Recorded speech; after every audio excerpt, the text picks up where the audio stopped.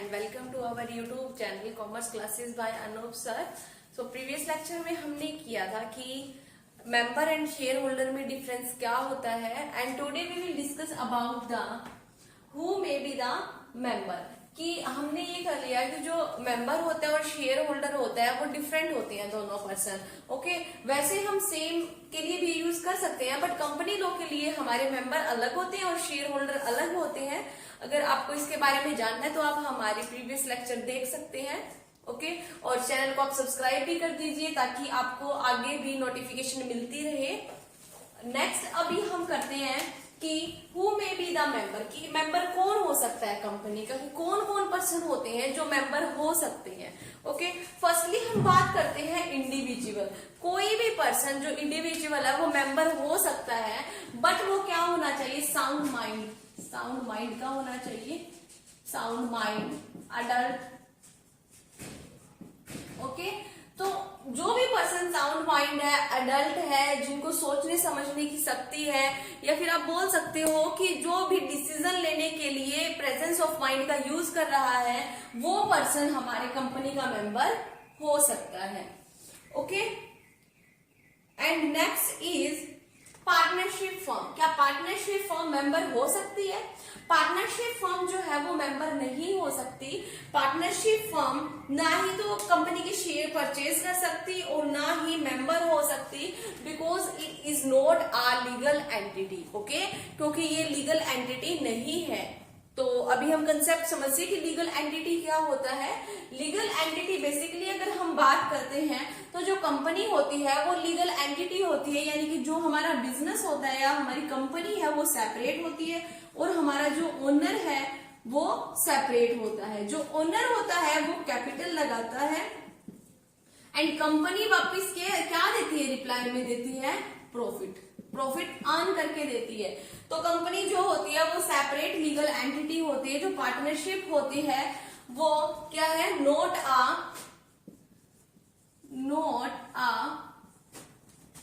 Separate legal entity.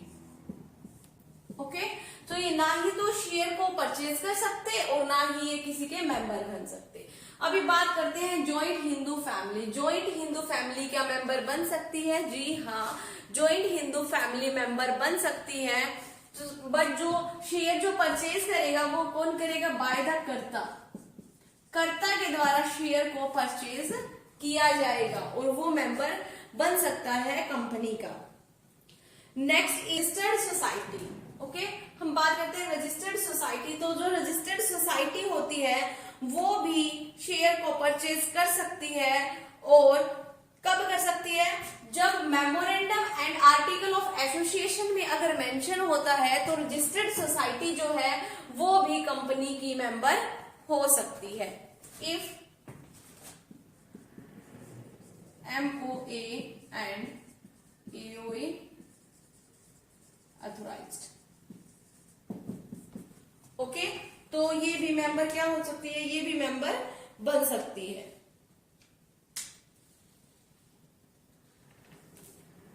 Next is insolvent. क्या एक insolvent person member बन सकता है? तो जो इसके अंदर जो कंसेप्ट दिया गया है वो ये दिया गया है कि जो एक इंसॉल्वेंट पर्सन है वो मेंबर कंटिन्यू रह सकता है अगर वो प्रोवाइड कर देता है share with the official receiver. Official receiver को अगर वो शेयर का राइट प्रोवाइड कर देता है, write his share to official receiver. But ये कब कर सकता है, ये तभी कर सकता है जब आर्टिकल ऑफ एसोसिएशन से अथोराइज होते हैं. AOA से अथोराइज होती है कंपनी. अगर कंपनी ने मेंशन कर रखा है अपने आर्टिकल में कि एक इंसॉल्वेंट पर्सन अगर अपना राइट जो है वो ऑफिशियल रिसीवर को दे देता है तो वो कंटिन्यू रहेगा एज अ मेंबर, तो ही मेंबर बना रह सकता है, अदरवाइज नहीं रह सकता. अगर आर्टिकल में परमिशन नहीं दी गई तो इंसॉल्वेंट मेंबर नहीं बन सकता। Next is married women. एक मैरिड वुमेन जो है वो भी कंपनी की मेंबर बन सकती है। Next is minor. अगर हम माइनर का कंसेप्ट अगर रीड करते हैं तो माइनर कौन होता है? जो लेस देन 30 ईयर ओल्ड होता है, ठीक है। तो एक जो माइनर होता है वो मेंबर नहीं बन सकता, बट जो उसके पेरेंट्स होते हैं वो मेंबर बन सकते हैं on the behalf of the minor के बिहाफ पे। बट अगर कुछ लाइबिलिटी होती है तो फिर उसके पेरेंट्स को ही या फिर जो भी उसका पालन पोषण कर रहे हैं उन्हीं को पे करनी होगी, ना कि माइनर को। माइनर उसके लिए लाइबल नहीं होगा बट मेंबर बन सकता है। Next is foreigner. क्या फॉरेनर भी मेंबर बन सकते हैं? हाँ, फॉरेनर भी मेंबर बन सकते हैं कंपनी के, बट उनको आरबीआई से परमिशन लेनी पड़ती है। स्पेशल परमिशन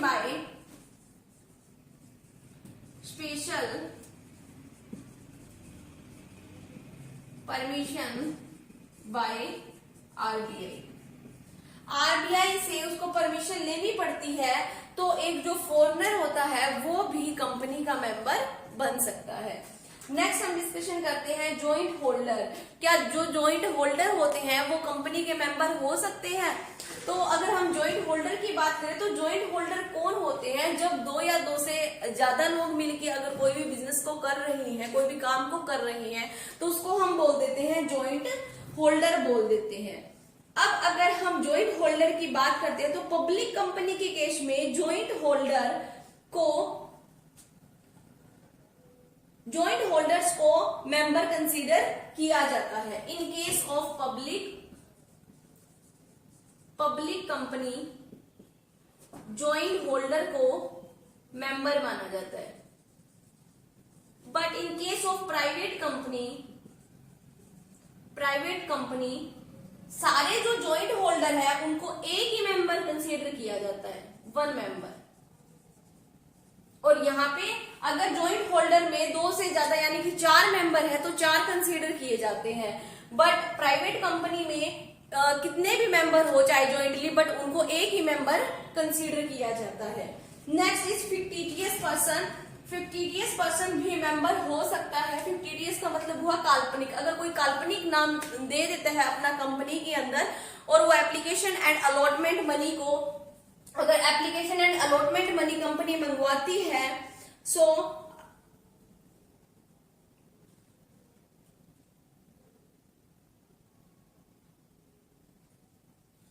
अगर allotment and application money company मंगवाती है और वो पेमेंट भी कर देता है, यानी कि वो लाइबल भी है एक तरीके से, तो ओके, बट वो अपने रियल नेम से नहीं है, फिक्टिटियस नेम से है, तो भी वो कंपनी का मेंबर कंसीडर किया जाएगा एंड वो लाइबल है पेमेंट करने के लिए एप्लीकेशन एंड अलॉटमेंट मनी की। ओके, सो नेक्स्ट टॉपिक हम करते हैं अभी वे ऑफ अक्वायरिंग मेंबरशिप, कि हम मेंबरशिप को कैसे अक्वायर कर सकते हैं। अभी हमने पढ़ा कि कौन कौन मेंबर हो सकता है कंपनी का। सो हमने सारे पॉइंट्स 1 बाय 1 करके डिस्कशन कर लिए हैं। ओके, सो अभी आप भी चैनल को सब्सक्राइब कर दीजिए ताकि आपको नेक्स्ट वीडियो की भी नोटिफिकेशन मिलती रहे। सो अभी हम स्टार्ट करेंगे कि वे ऑफ एक्वायरिंग मेंबरशिप, की अगर हमें मेंबरशिप चाहिए तो हमें क्या क्या करना पड़ेगा। Okay, first is that bye subscribing of memorandum. हमने फर्स्ट वीडियो लेक्चर में ही ये बात बताई थी कि हमें क्या करना पड़ता है, मेमोरेंडम में सिग्नेचर करना हमारा नेसेसरी होता है अगर हमें किसी भी कंपनी की मेंबरशिप रिसीव करनी है। तो अगर हम मेमोरेंडम में सिग्नेचर नहीं करते तो हम कंपनी के मेंबर नहीं माने जाते। एक तो हमें मेमोरेंडम में और एक हमें रजिस्टर ऑफ मेंबर में नाम को मेंशन करवाना होता है। Okay, next is by application and allotment. By application and allotment से भी हम मेंबरशिप अक्वायर कर सकते हैं। अगर जो एप्लीकेशन एंड अलॉटमेंट की मनी हम कंपनी को सेंड कर देते हैं और हमारा क्या है, रजिस्टर ऑफ मेंबर में तो हमारा नाम मेंशन है ही एंड एमओई में हमारी सिग्नेचर भी है, तो हम क्या बन जाएंगे कंपनी के, तो हमें कंपनी की मेंबरशिप है वो अक्वायर हो जाती है। और हमें एक और चीजें भी इसके अंदर नेसेसरी होती है। First is written agreement and second is enter name of the register of a member. हमें क्या क्या करना पड़ता है, इसके अंदर रिटन कंसेंट देनी पड़ती है, written consent and second is register of member में हमारा नाम मेंशन होना चाहिए।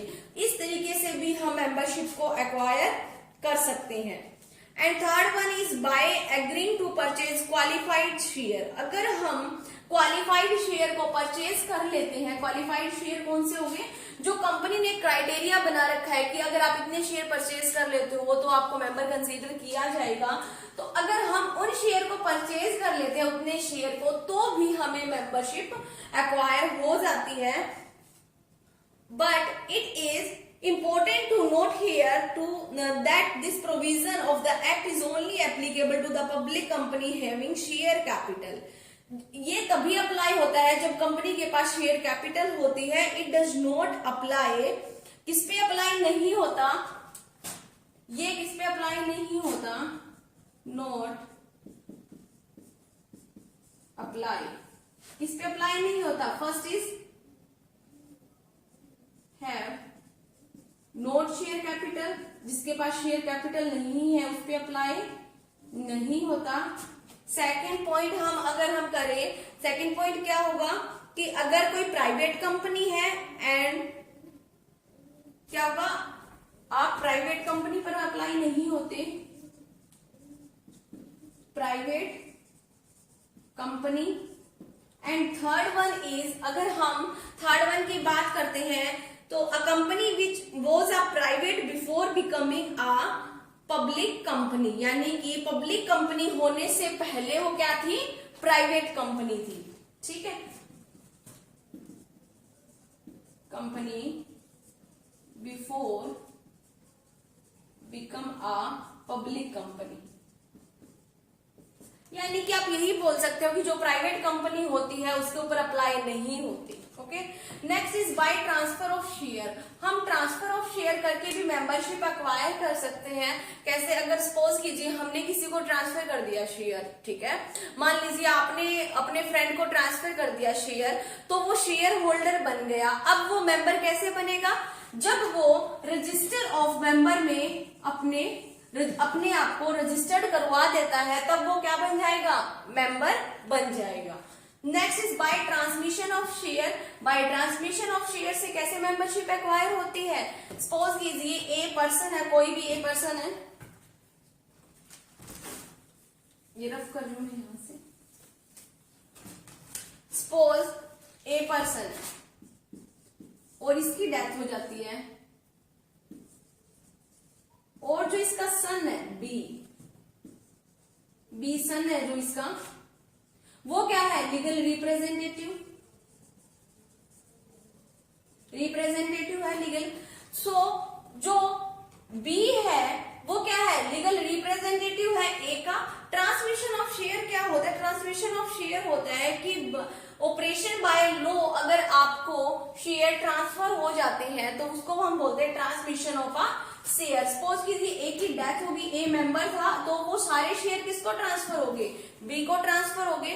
बट बी तब तक मेंबर नहीं बनेगा जब तक रजिस्टर ऑफ मेंबर में उसका नाम रजिस्टर्ड नहीं करवाया जाता और एमओए में सिग्नेचर नहीं होते। अगर वो अपना नाम रजिस्टर करवा देता है रजिस्टर ऑफ मेंबर में, तो वो क्या कंसीडर किया जाएगा, तो उसको मेंबरशिप एक्वायर हो जाती है कंपनी की। And six is by holding out और doctrine of estoppel. By holding out और डॉक्ट्राइन ऑफ एस्टॉपल क्या होता है कि वो डॉक्ट्राइन ऑफ एस्टॉपल में आप लगा सकते हैं कि मान लीजिए A person, B person and C person, okay, तीनों पर्सन खड़े हुए हैं यहाँ पे। अब बी बोलता है कि आपकी कंपनी का, शी क्या है, मेंबर है, क्या बोलता है, बी बोलता है कि जो ए है वो सी को बोलता है कि आपकी कंपनी का मेंबर है, और उस टाइम पे जो ए है वो कुछ भी नहीं बोलता। ओके, ना वो ये बोलता कि मैं मेंबर हूं, ना वो ये बोलता कि मैं मेंबर नहीं हूं। तो इस केस में जो ए है वो मेंबर कंसीडर किया जाएगा। एंड अगर कुछ भी ऑब्लिगेशन या कुछ भी लाइबिलिटी होती है तो ए को पेमेंट करनी पड़ेगी। ओके, तो ये होता है हमारा बाय होल्डिंग आउट और डॉक्ट्राइन ऑफ एस्टॉपल, यानी कि जब आप कोई भी रिएक्ट नहीं करते हो तो आपका जो आपको अज्यूम किया जाता है कि आप एज अ मेंबर हो। और अगर सेकंड केस ये भी हो सकता है कि जो इस्टॉपल बाय, अब जैसे कि ए पर्सन है, या तो वो खुद बोल देता है कि मैं मेंबर हूं बट वो रियल में नहीं है, ओके, ओनली शो कर रहा है, तो भी वो मेंबर कंसीडर किया जाएगा एंड लाइबिलिटी के लिए, एंड वो भी लाइबल होगा पेमेंट करने के लिए। Next is 7th point is by surrender of share warrant, by surrender of share warrant. Last lecture में हमने डिफरेंस पढ़ा था एंड हमने देखा भी था कि शेयर वारंट क्या होता है। अब यहाँ पे मेंबरशिप एक्वायर करने के लिए उसको सरेंडर करवाना पड़ता है शेयर वारंट, क्योंकि जिसके पास शेयर वारंट होता है वो शेयर होल्डर हो सकता है, वो कंपनी का मेंबर नहीं बन सकता। अगर उसको मेंबरशिप एक्वायर करनी है तो उसको शेयर वारंट को रिटर्न करना होता है एंड और क्या लेना होता है, शेयर सर्टिफिकेट, शेयर सर्टिफिकेट लेना होता है और अपना नाम आरओएम में रजिस्टर्ड करवाना होता है, तब वो क्या कर लेगा, एक्वायर कर लेगा membership of a company. Next is membership bye loan. अब लोन से कैसे हम मेंबरशिप को एक्वायर कर सकते हैं, इसके अंदर ये कंसीडर करेंगे कि if a person give a loan to a company against its share, the company register his name in the register of its member and he is deemed to be a member of a company. अगर कोई भी member loan provide कर रहा है share के against में और company उस पर्सन का नाम रजिस्टर ऑफ मेंबर में कंसीडर कर लेती है, तो भी वो क्या होगा, तो भी उसको मेंबरशिप एक्वायर हो जाती है कंपनी की। ओके, सो ये कुछ पॉइंट्स थे कि हम कैसे एक्वायर करते हैं मेंबरशिप को, एंड हमारे पॉइंट्स थे कि who may be the member, की मेंबर कौन कौन बन सकता है। सो आज हमने इन सब के बारे में डिस्कशन किया। आपको लेक्चर कैसा लगा आप कमेंट बॉक्स में जरूर बताएं and like share and subscribe my YouTube channel. Thank you everyone.